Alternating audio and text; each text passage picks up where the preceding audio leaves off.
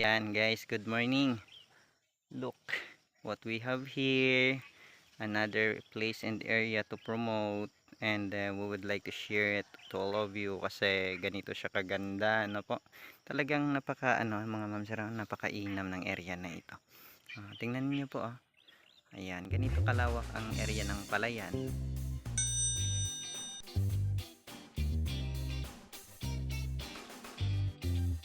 So far, ito ang isa sa best and epic view din na gusto ko rito sa area na po. So intercrop po ang system nila rito. So far may tubo sa magkabilang side, ay intercrop din po sila ng fruit bearing trees kagaya po niyan, apple, mango, and then heto po may avocado ano po. So banana, different kinds of fruits din po, fruit bearing, and then at the same time ay mayroon silang more or less 1.5 hectare na palayan ano po. We would like to share to all of you kasi bahagi lang din naman namin sa inyo kasi ganito yung naibibigay niya sa amin na tuwa at saya kasi sa ganda ng venue ng area. Parang rice terrace system siya mga ma'am sir ano po. Napakaganda ng pag set up nila ng palayan.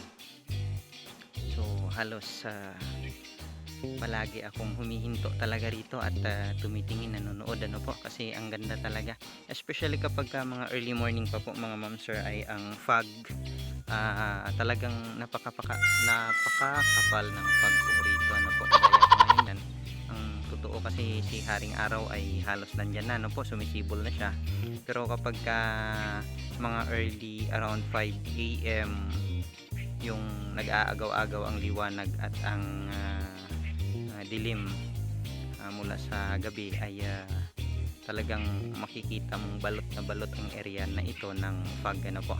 Hayaan ninyo at magre-reproduce tayo ng documentation po noon.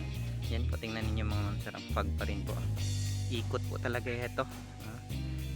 So far ito yung isa sa mga lugar na napuntahan ko except po sa northern part of the Philippines from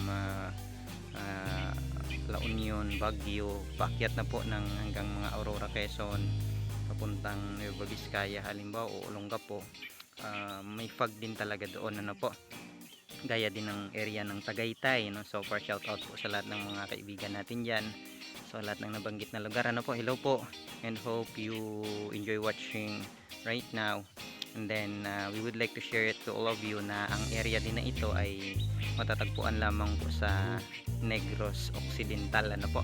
So pasyal kayo dito mga ma'am sir, especially to all of those friends that we had right there, foreigners, visitors from other countries, welcome here in the Philippines. Come and visit and then invest, come here and invest for some good inputs, businesses or any kind of departments you're able to invest right here. So except if you want to visit only, welcome here, especially in this place kasi po ito ay maituturing na one of the wonders of the world pa rin.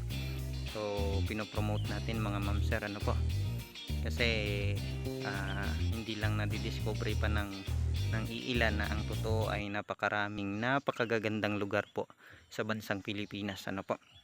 So we are proud and happy to say that we are Filipino ano po.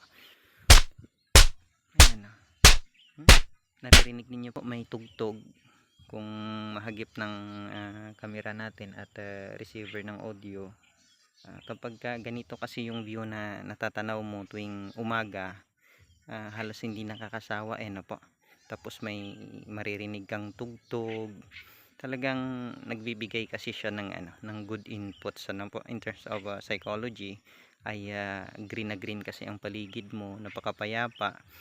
May maririnig kang tugtog halimbawa magandang music, yung huni ng ibon, pakinggan ninyo mga ma'am sir ano po.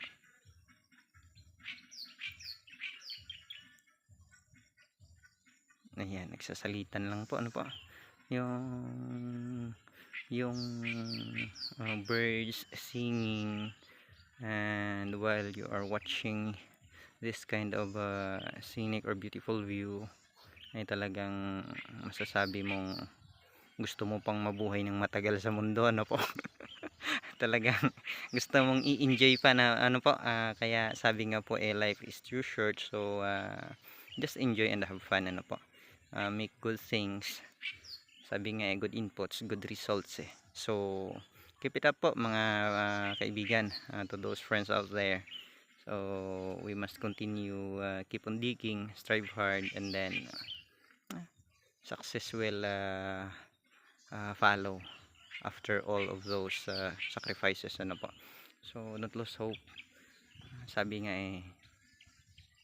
ang buhay natin ay maiksi lang para sayangin natin sa kung ano pa mang mga bagay na walang kabuluhan, ano po. Kaya dito tayo, tulungan ninyo ako, samahan ninyo ako. Kindly like, share, and subscribe na lang din po pala, ano po. Yung small effort, simple like, simple subscribe, it really helps a lot, especially to me, ano po. So I really appreciate it. Thank you in advance mga ma'am sir, ano po, mga idol natin dyan, from different places around. Hindi na namin ma-mention isa-isa. So far lahat ng nakasama namin na mula nung kami bata pa sa iba't ibang panig ng mundo, let's say mundo na lang, ano po, kasi sila naman talaga naging bahagi ng buhay at mundo natin yan, ano po. So lahat kayo idol natin, ano po.